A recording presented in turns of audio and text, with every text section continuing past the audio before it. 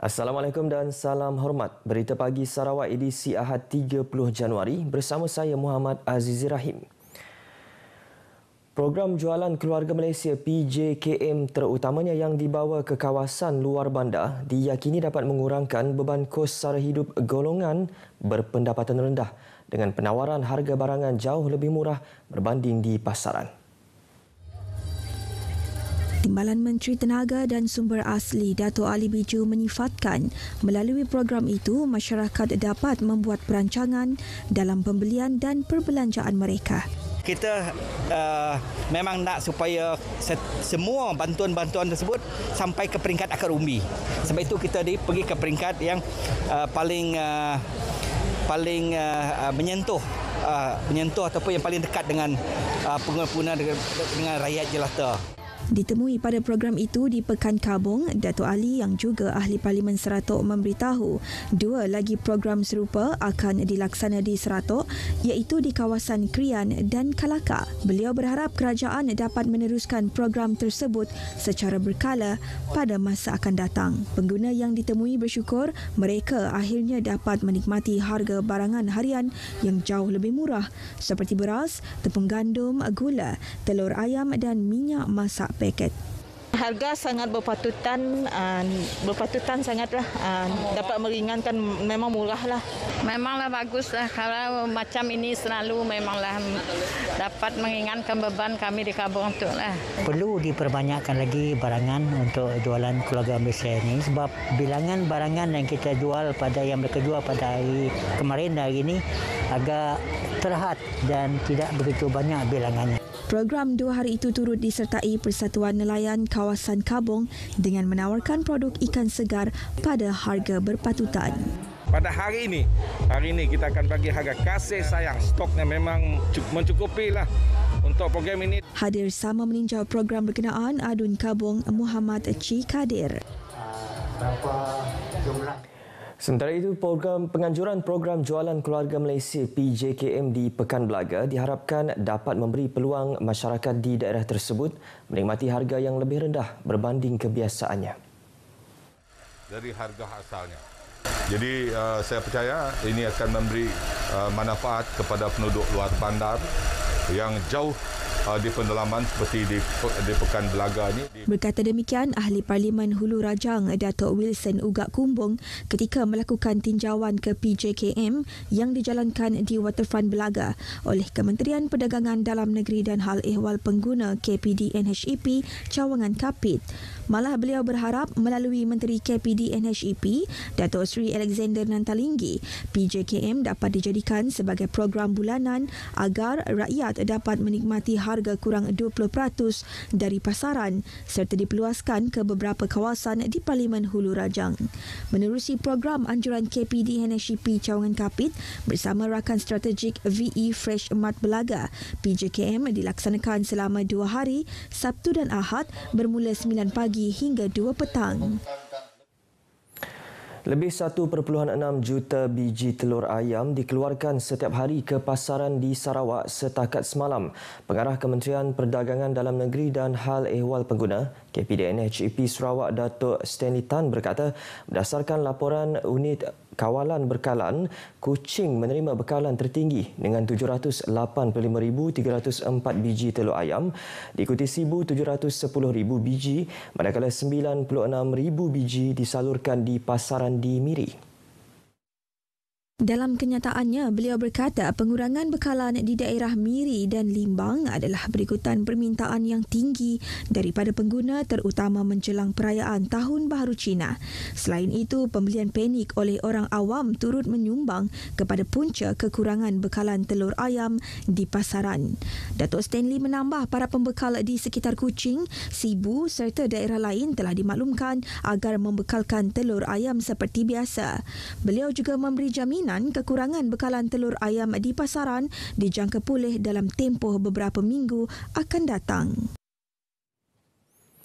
Perkhidmatan perbankan yang ditawarkan oleh Bank Rakyat sehingga ke kawasan luar bandar dan pedalaman diyakini akan membantu ekonomi Sarawak. Menteri di Jabatan Perdana Menteri, Parlimen dan Undang-Undang Datuk Seri Dr. Wan Junaidi Tuanku Jaafar menjelaskan langkah ini selari dengan hasrat Kerajaan Sarawak membantu rakyat dari aspek urusan perbankan. Datuk Seri Dr. Wan Junaidi memberitahu perkhidmatan perbankan amat diperlukan termasuk masyarakat luar bandar terutamanya dari segi urusan simpanan dan juga perniagaan.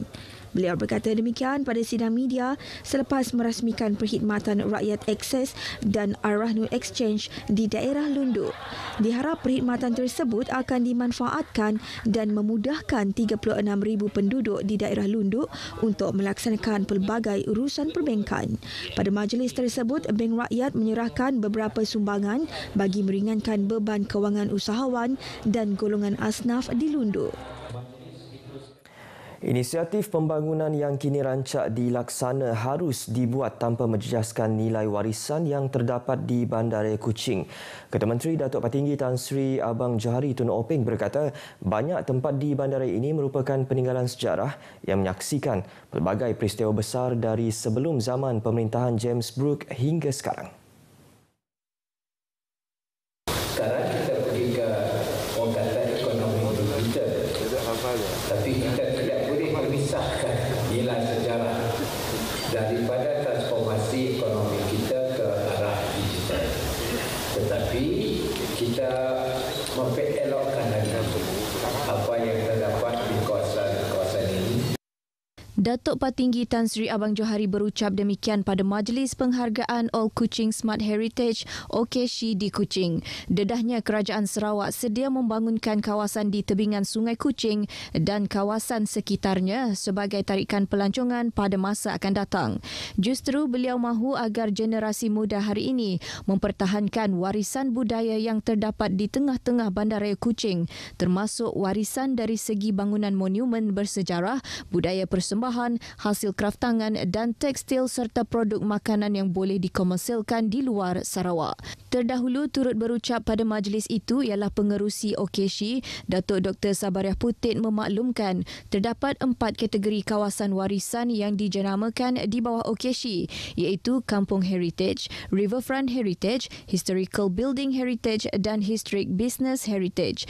Jelasnya lagi secara ringkasnya, peranan OKSHI adalah membina ekosistem yang bersepadu, lestari dan holistik serta pada masa sama mengekalkan, memelihara dan memulihara warisan komuniti setempat.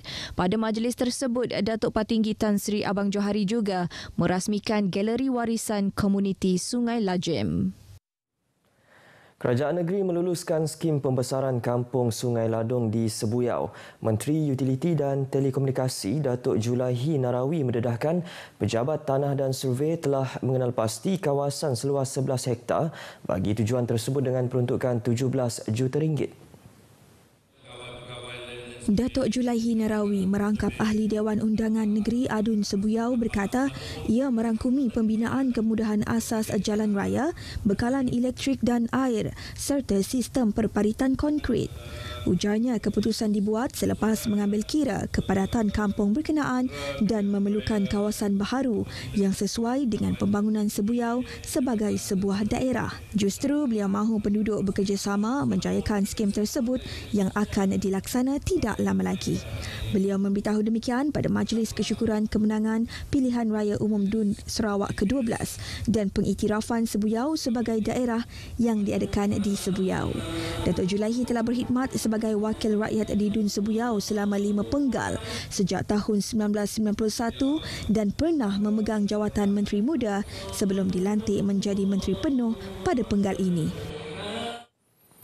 Dalam perkembangan lain, Menteri Utiliti dan Telekomunikasi Datuk Julaihi Narawi memberitahu Pusat Transformasi Luar Bandar RTC Sampat di Sebuyau akan dibangunkan semula sebagai hub digital mini.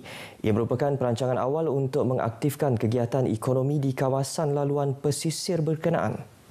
Umi RTC Datuk Julaihi menjelaskan perancangan ini bersesuaian dengan RTC tersebut yang kini turut menempatkan pusat penjaja, pusat koleksi pertanian dan perikanan selain dijadikan kawasan rehat dan rawat jalan pesisir.